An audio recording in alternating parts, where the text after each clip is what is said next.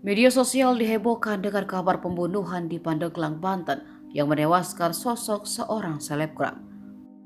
Diketahui mahasiswa Pandeglang bernama Elisa Siti Mulyani dibunuh mantan kekasihnya sendiri, Riko Ariska. Riko tega membunuh mantan kekasihnya lantaran sakit hati korban memiliki kekasih baru usai putus dengannya. Riko dan Elisa sebelumnya menjalin hubungan asmara selama 5 tahun.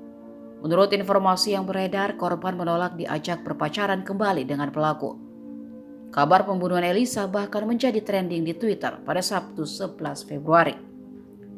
Insiden pembunuhan ini terjadi di Jalan Stadion Badak, Kabupaten Pandeglang, Banten, Rabu malam kemarin. Dikutip dari tribunnews.com, ayah pelaku diduga merupakan anggota kepolisian yang bertugas di wilayah hukum Polres Lebak. Namun belum diketahui pasti jabatan dan sosok ayah dari pelaku tersebut. Sementara ayah korban Tubagus Hadi Mulyana berharap pelaku dapat dihukum sesuai dengan ketentuan hukum yang berlaku. Tubagus tercatat sebagai Wakil Ketua Umum Bidang Organisasi Kaderisasi Keanggotaan Kadin Provinsi Banten. Ia pun mempercayakan kasus ini kepada pihak kepolisian.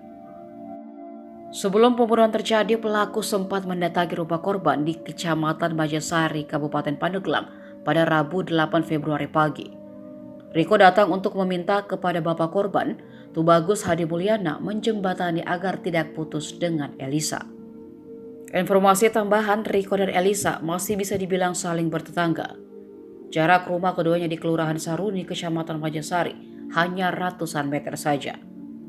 Sehari-hari Riko bekerja sebagai ojek online, sementara korban sibuk berkuliah dan bekerja.